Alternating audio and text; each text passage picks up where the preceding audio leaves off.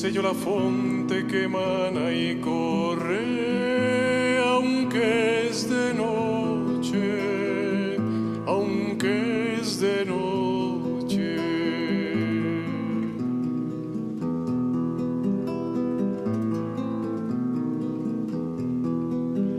Aquesta eterna fonte está escondida y que bien sellado tiene su manida, aunque es de noche.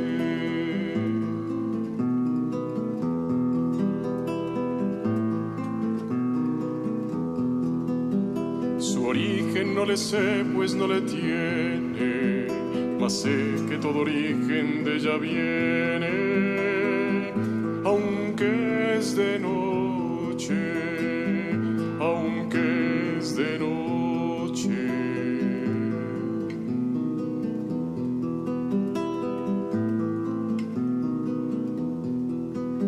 Sé que no puede ser cosa tan bella y que cielos y tierra beben de ella, aunque es de noche, y bien sé que suelo en ella no se halla y que ninguno puede va de allá, aunque es de noche.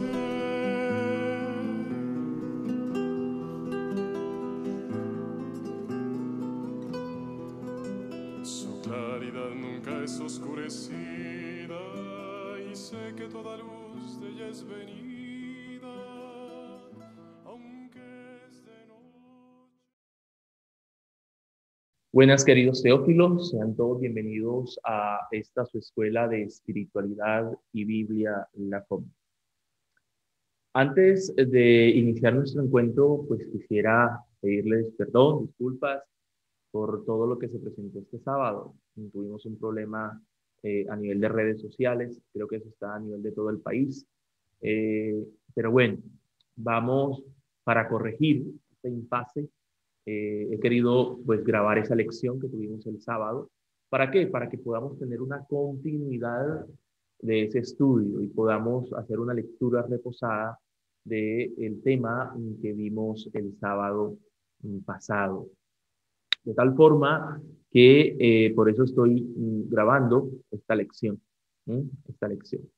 Bien, antes de iniciar nuestro tema, quisiera que tuviéramos en cuenta, el material que he preparado, material de lectura que he preparado para las próximas clases, los próximos encuentros. Es decir, desde a partir de este tema eh, en adelante hasta el último tema que vamos a ver de esta unidad de introducción al Antiguo Testamento, vamos a basarnos principalmente en esos tres textos que les voy a recomendar. ¿Y cuáles son esos tres textos? El primero es eh, este texto de En tiempo de los imperios.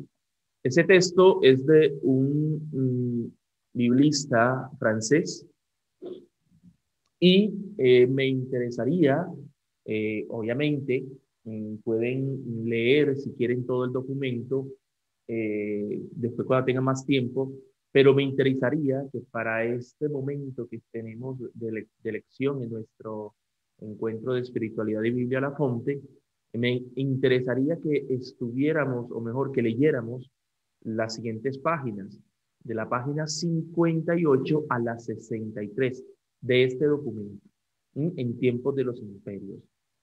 Y obviamente hay otros temas dentro de ese documento que también es interesante que lo vayan leyendo para complementar todo lo que hemos visto a lo largo de nuestros encuentros. Asimismo, queridos teófilos, quisiera también que leyéramos una lectura continuada de tres documentos. El primero es que ya les mostré, este segundo, que es Introducción al Estudio de la Biblia. Son varios tomos, pero este primer tomo nos va a hablar de la Biblia en su entorno y nos ayuda precisamente a ver o abordar estos temas que estamos viendo en toda esta etapa histórica de la monarquía y el exilio y el post-exilio también del pueblo de Israel. Entonces, para ese libro, quisiera que nos detuviéramos a leer principalmente desde la página 221 a la página 295. Desde la 221 a la 295.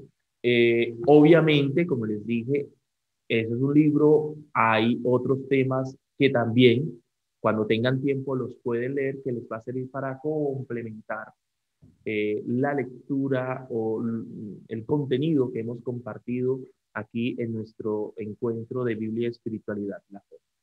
Asimismo, hay un tercer documento que también les recomiendo que vayamos leyendo, que es este documento, que aunque lo digo a la postre, no es el menos importante, no, es el más importante, porque este documento ha sido la base de todo nuestro estudio bíblico aquí en la FOM. Ha sido la base, ha sido el texto principal, y desde a partir de ese texto me he ido refiriendo a otros, ¿sí? Así que este es el texto base. Este texto base se llama Introducción, este documento se llama Introducción al Antiguo Testamento e Historia de Israel. Y es un documento que elaboró cuando en eso era profesor de la Universidad Javeriana. En ese tiempo me daba clases a mí también, el profesor, el padre Gustavo Baena, junto al padre Roberto Arango. Este documento es muy importante y siento que lo que se recoge allí, lo que se dice allí, prácticamente no lo encontramos fácilmente en otros documentos que prácticamente a veces llevan el mismo discurso, y este marca, pienso yo, una línea diferente, pone o enfatiza en los aspectos verdaderamente importantes para comprender o adentrarnos en todo este mundo del Antiguo Testamento. Así que para mí este es el texto más importante, este es el texto más importante. Recomendaría que primero leyéramos este y después los otros dos que les dije. Muy bien. Esos documentos que les he mostrado los pueden conseguir a través de Claret e Ignacio en Bucaramanga, o a través de Marta Gallón aquí en Pereira. Ellos son como los, digámoslo así, los secretarios o los coordinadores de toda nuestra escuela de Biblia y Espiritualidad. Por eso se hace necesario que, si quieres tener este material, te pongas en contacto a estos números que aparecen en pantalla. Son los números de teléfonos de ellos. Y ellos están creando un grupo de WhatsApp, un grupo de la Fonte, a través del cual vamos a seguir compartiendo otros muchos documentos para que así vayan complementando todo lo que vamos compartiendo aquí en nuestra escuela de Biblia y Espiritualidad. Así que para tener este material, te invito a que te pongas en contacto con Claret y Ignacio allá en Bucaramanga, o con Marta aquí en Pereira.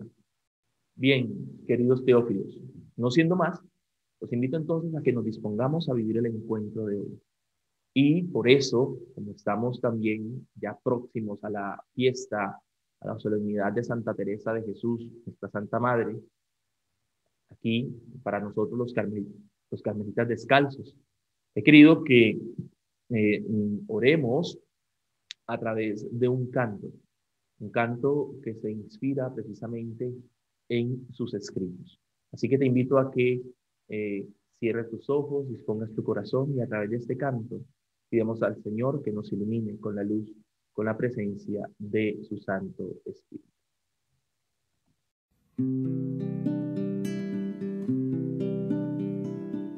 El alma es de cristal, castillo luminoso, piedra oriental, palacio real con inmensas murallas.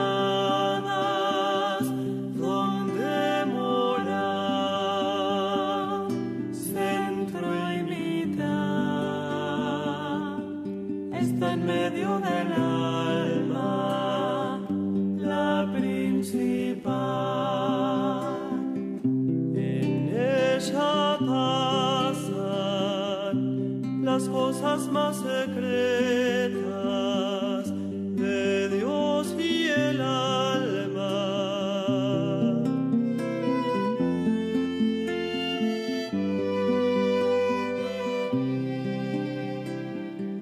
Es de cristal, castillo luminoso, perla oriental,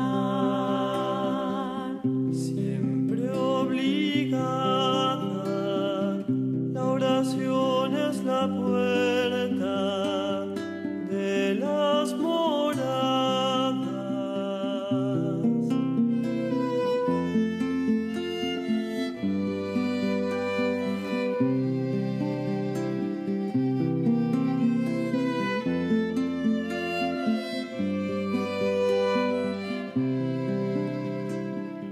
Mira, estoy a la puerta llamando, y si alguno me oye y me abre, entraré a su casa y cenaremos juntos. Le comunicaré todos mis secretos. Amén, Maránata. Ven, Señor Jesús. Tengo la puerta abierta para ti.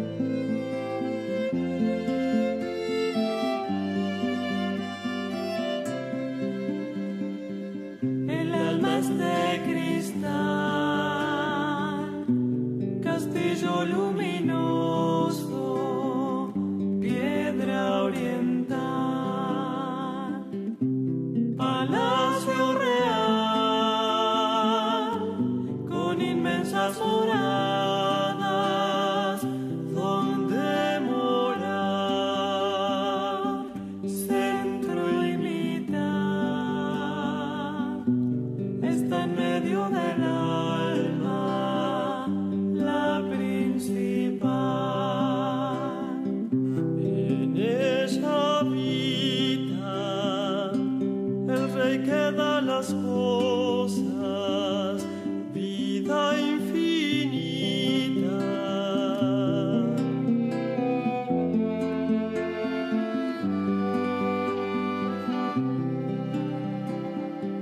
Es de cristal, castillo luminoso, perla oriental. Hay una fuente y el árbol de la vida y Dios viviente.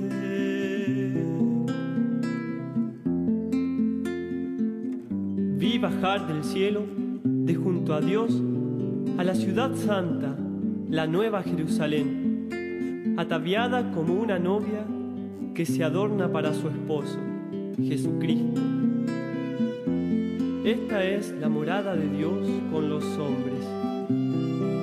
Brillaba como una piedra preciosísima.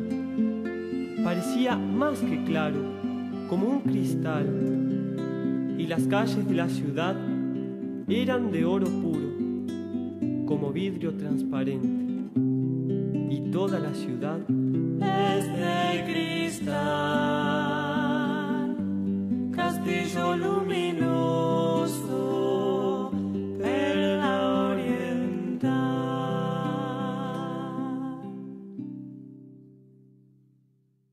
Santa Teresa de Jesús, ruega por nosotros. Santa Teresa de Jesús, ruega por nosotros. Santa Teresa de Jesús, ruega por nosotros. En el nombre del Padre, y del Hijo, y del Espíritu Santo. Amén. Bien, queridos teófilos, quiero que hoy nuestra lección sea una lectura comentada. ¿Por qué voy a hacer una lectura comentada? Porque es una lección, o el tema que vamos a abordar, tiene muchos datos históricos, muchas fechas, y no quisiera que que perdiéramos un poco esos datos. Entonces voy a hacer por eso una lectura comentada, ¿sí? Bien, empecemos recordando que estamos viendo un periodo muy importante en la historia de Israel, como es el periodo de la monarquía. Hemos visto el inicio de la monarquía, lo que sucedió después de la muerte de Salomón, que ya es el periodo que conocemos como los dos reinos, y hoy vamos a ver el final de la monarquía, es decir, cómo se acaba la monarquía en Israel, y al acabarse la monarquía en Israel, asimismo Israel ya dejará de existir, ya dejará de existir. Y al acabarse la monarquía y al dejar de existir Israel, ya también, de alguna u otra forma, también dejó, o se acabó, mejor, su religión. Bien, el final de la monarquía de Israel, ojo, cuando aquí me refiero a Israel, vuelvo y lo digo, me estoy refiriendo a los dos reinos, el reino del norte y el reino del sur, ¿no? Entonces, el final de la monarquía de Israel se dio en dos momentos.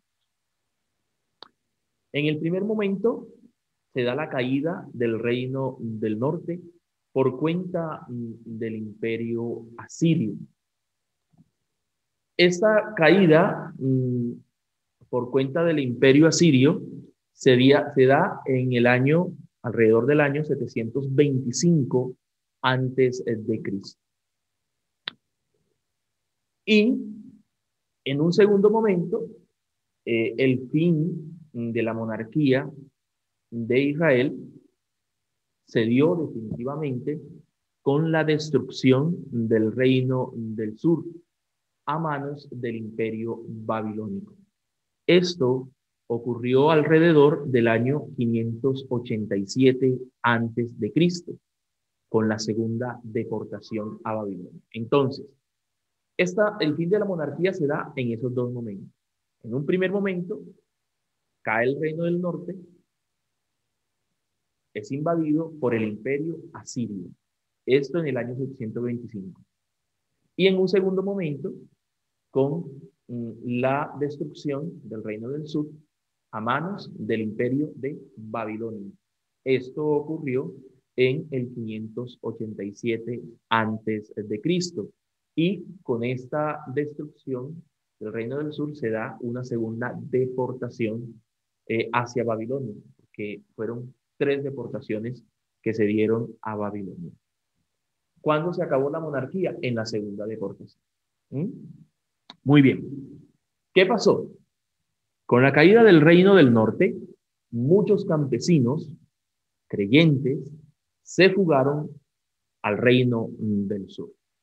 Y se fugaron al reino del sur precisamente huyendo de la dominación asiria. Cuando ellos huyen al reino del sur, todavía el reino del sur seguía siendo una monarquía. Pero seguía siendo una monarquía porque los del sur habían hecho una alianza, recordemos, con el imperio asirio para atacar a sus hermanos del norte. Entonces, en virtud de esa alianza, ellos todavía no habían sido invadidos, por eso mantenían todavía su monarquía hasta ese momento.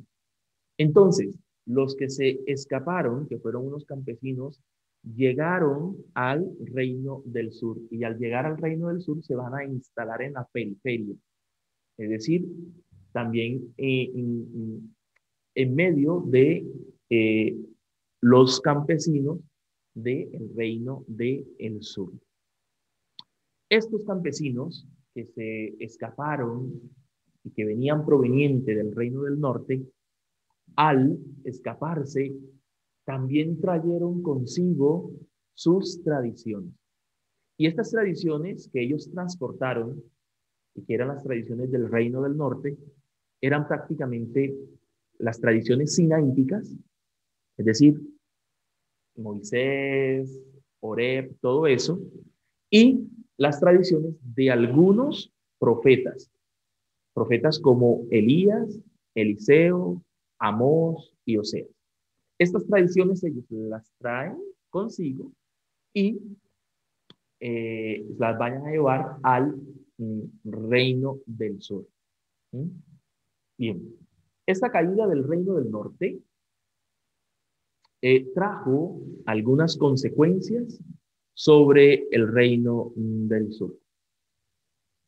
¿Qué consecuencias trajo? La primera es que a partir de ese momento, Judá se convirtió en heredero único de las tradiciones religiosas de Israel y de su culto. De modo que Judá se sentía encargado de representar a todo Israel. Entonces, primera consecuencia que trajo esta caída del reino del norte, y es que Judá va a representar a todo Israel. Entonces, Israel a partir de ese momento va a ser todo Judá. Segunda consecuencia que trajo esta caída del reino del norte es que se unifican las tradiciones del norte y del sur. Se unificaron estas dos tradiciones.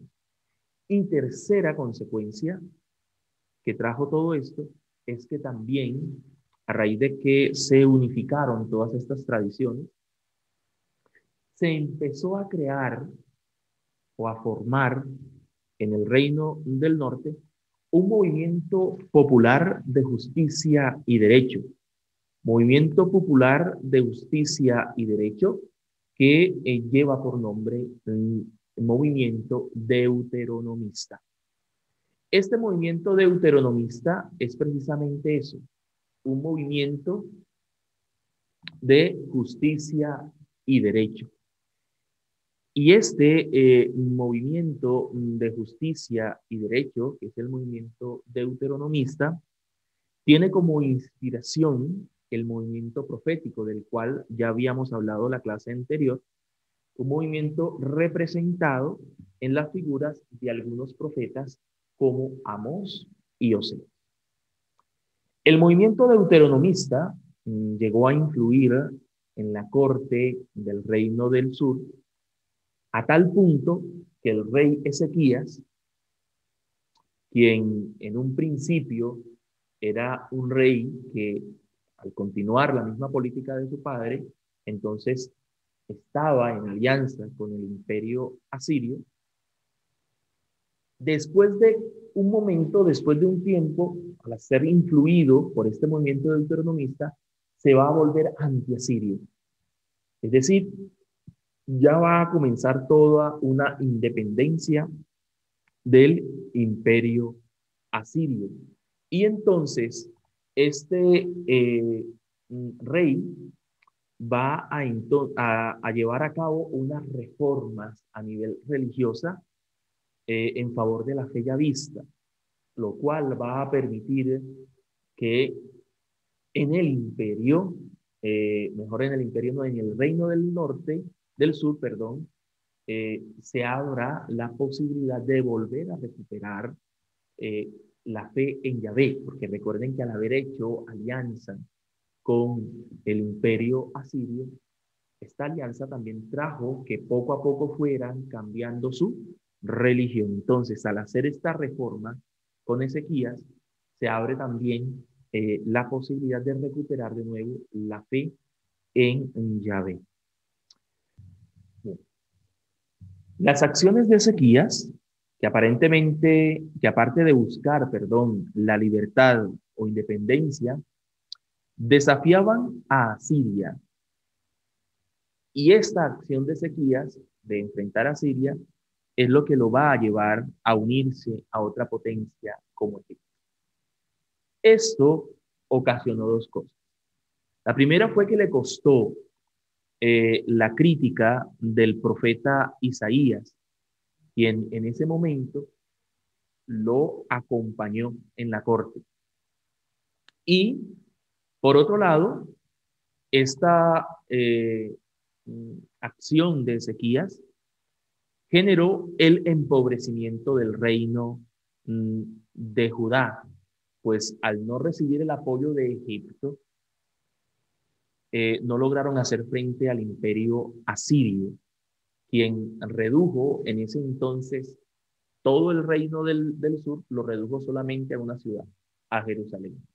Y Jerusalén no fue destruida precisamente porque el rey Ezequías se rindió a el emperador o al rey asirio y le pidió que no destruyera la ciudad, que no destruyera su reino. Y entonces este rey accedió y no le destruyó la ciudad, sino que la desmanteló, es decir, la dejó empobrecida. Así que Ezequías quedó como rey de Judá, pero absolutamente empobrecido. Y aparte de eso, siguió pagando tributo al imperio asirio. En síntesis, durante el reinado de Ezequías ocurrieron procesos importantes. La reforma religiosa que se emprendió allí y que posteriormente o que después, en otro momento, va a ser impulsada por el rey Josías. Bien, entonces aquí ya se empezó una reforma religiosa. Y se dieron las guerras contra los filisteos y además se hicieron las coaliciones anti-asirias. Estos procesos que se dieron en el tiempo del rey Ezequías solo los podemos entender dentro de una sola intención. ¿Y cuál es la intención? La restauración del imperio de David. Los reyes que siguieron posteriormente a Ezequías estaban sujetos entonces al imperio asirio. Y esto fue así hasta el tiempo en que Josías sube como rey de Israel, como rey de Judá. Y al ser proclamado rey de Judá, Josías comienza, como les dije, impulsa de nuevo esta reforma esta reforma religiosa de la fe de Israel. Por eso Josías fue reformador por excelencia, pues se encarnó en opciones militares la fidelidad al Dios de Israel. Además de esto, Josías puso en primer plano la ideología davídica, es decir, buscó reincorporar los territorios del reino del norte al reino de Judá. Territorios que, como les había dicho, en ese momento estaban tomados por el imperio o fueron tomados por el imperio asirio. Entonces, Josías le tocó una época privilegiada en donde sí lo pudo hacer. Entonces comenzó a recuperar todos esos territorios. Bien. En el año 626 muere el emperador de Asiria, Asurbanipal, y con su muerte se empieza a desintegrar el imperio. Es así como se independiza la provincia de Babilonia. Y esta provincia, al independizarse, comienza a conspirar contra el resto del imperio asirio, haciendo así alianza con los medos, mientras que el resto del imperio asirio, que es acosado por los babilonios, va a hacer alianzas con Egipto. Pues bien, ¿qué pasó? En el 612, Nínive cae bajo el dominio de los babilonios, quienes se apoderan del centro del imperio asirio y obligan a Asiria a replegarse a Cárquemis. En el 609 a.C., los egipcios suben a apoyar a los asirios, pero a su paso por Palestina van a asesinar al rey Josías. ¿Por qué? Porque el rey Josías se les oponía y les estaba obstaculizando su paso. Cuando los egipcios llegaron a defender a los asirios, fue demasiado tarde. ¿Por qué? Porque el imperio asirio había caído para ese entonces en manos de Babilonia, quienes a su vez los atacaron y obligaron a retroceder. Y de paso, a medida que iban obligando a retroceder al imperio egipcio, fueron tomando posesión de Siria y de Palestina. Una vez en Palestina, los babilonios entran a Jerusalén y se sorprenden de que hubiesen nombrado otro rey sin su permiso. Y entonces, como reacción, lo destronaron y colocaron a otro rey en su nombre.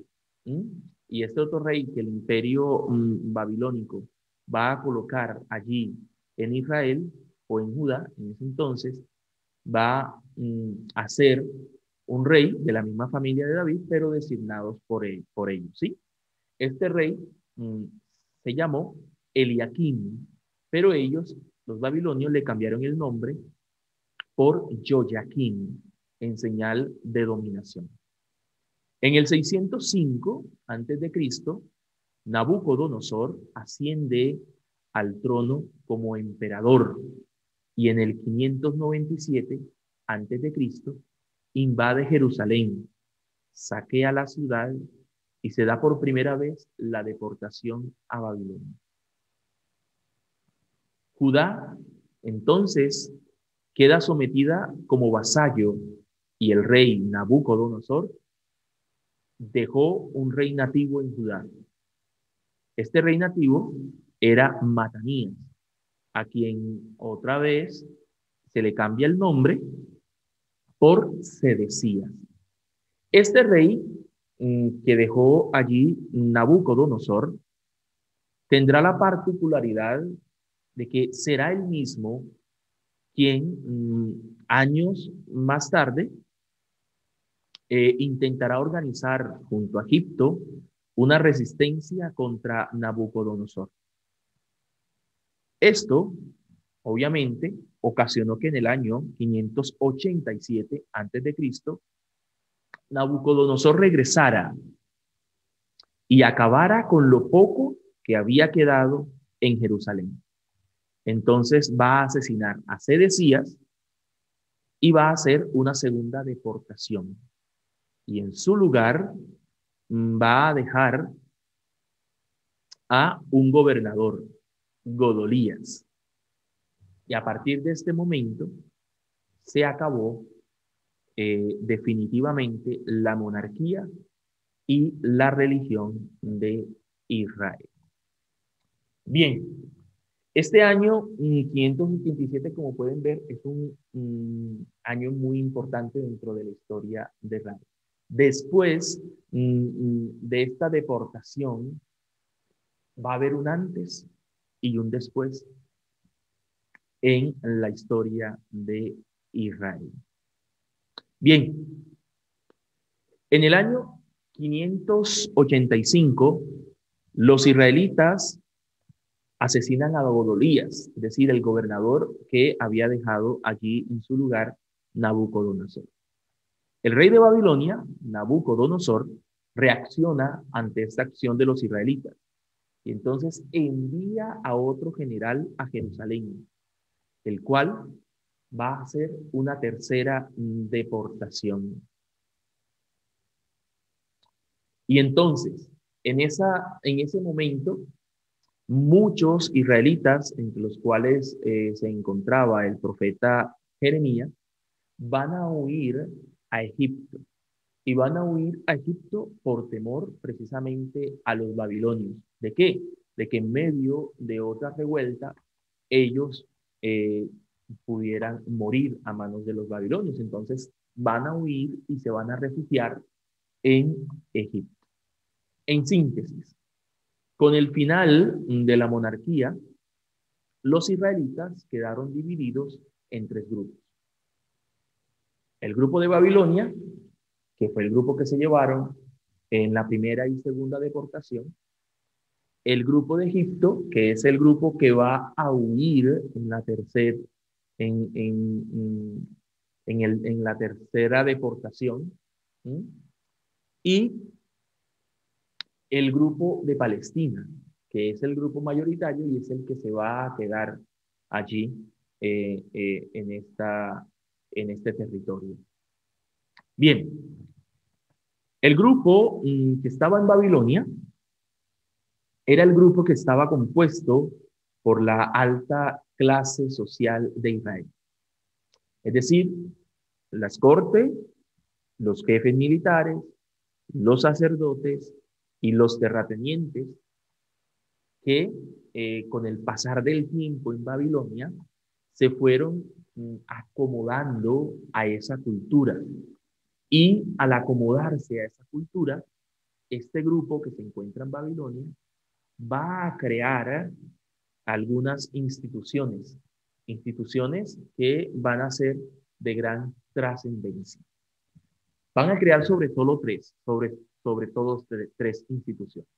La primera es la sinagoga, la cual se creó para conservar y alimentar la fe. De modo que la sinagoga no es solo un lugar, sino una asamblea.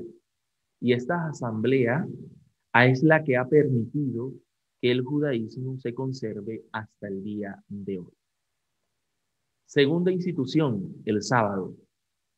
El sábado se volvió una institución para obligar a los israelitas, desde su fe, a asistir a la sinagoga. El sabbat o el sábado está entonces en función de la sinagoga. En ese día solo se puede hacer lo que se hace en la sinagoga. Y una de las cosas que se hacía en la sinagoga era la lectura obligatoria de la ley. En la época de Jesús, lo que pasa es que la institución del sábado llegó a ocupar la esencia del judaísmo. Y una tercera institución que se va a crear en ese entonces, que antes no existía en Israel, sino en ese entonces se va a crear como institución, es la circuncisión.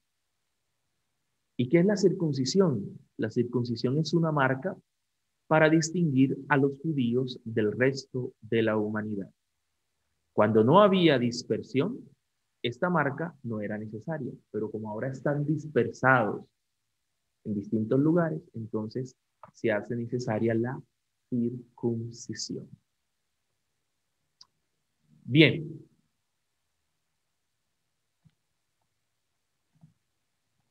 El grupo que se encuentra en Egipto, por su parte, estaba compuesto por gente importante de Jerusalén que no había sido deportada y que temiendo que en una nueva invasión los mataran, entonces huyeron a Egipto. De este grupo se sabe poco y la única noticia que se sabe está basada en unos documentos que se encontraron en algunas pequeñas poblaciones o ciudades antiguas de Egipto, como Usuán y Nubia. Tales documentos revelan que al separarse este grupo de su centro, contaminaron su fe con las religiones del lugar. Por eso, los judíos no quieren saber nada de este grupo que huyó a Egipto. Y por eso, ellos van a ser considerados por los otros judíos como herejes. Por último, el grupo que se quedó en Palestina estaba conformado por campesinos y personas anónimas. Este grupo que se quedó en Palestina es el grupo más grande, que además de ser piadosos, no fueron deportados por ser los más pobres. Y esta es la razón por la cual no representaban ningún peligro de rebelión para el imperio babilónico. Lo más importante es que gracias a este grupo, que siguió celebrando el culto yavista en los muros destruidos de Jerusalén, se mantuvieron las tradiciones y se logró conservar lo poco que quedó de la monarquía y la vida de fe que se vive comunitariamente por la acción de Yahvé. En conclusión, queridos teófilos, quisiera que nos quedáramos con tres cosas. La primera es que el final de la monarquía que se dio en Israel se dio en dos momentos. En un primer momento con la caída del reino del norte a manos del imperio asirio en el 725 a.C. Y en un segundo momento por cuenta del imperio babilónico en el 587 a.C. 2. Con el final de la monarquía, los israelitas quedan divididos en tres grupos: Babilonia, Egipto y el resto de Israel, que queda en Palestina. Y 3, que durante el destierro, el grupo de Babilonia creó algunas instituciones, como la sinagoga, el sábado y la circuncisión. Bien, queridos teófilos, esto fue lo que he querido compartirles, o es lo que quise compartirles el sábado. Espero que hagan una lectura atenta de los documentos que les he mandado y que puedan hacer un repaso de la última lección que tuvimos y con esta. Bueno, no siendo más, que Dios les bendiga. Gracias por estar allí perseverantes y bueno, todos a disfrutar del día en familia, y recuerden que el Señor sea el centro de tu corazón, el centro de tu vida. Que tengas feliz día.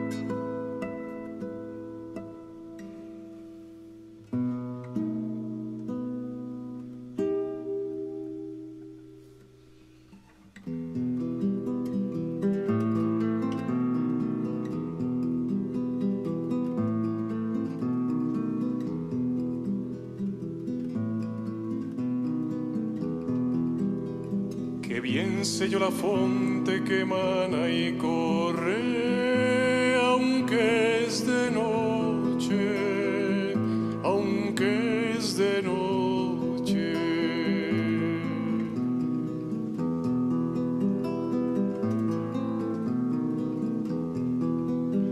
Aquesta eterna fonte está escondida y que bien sé yo lo tiene su manía.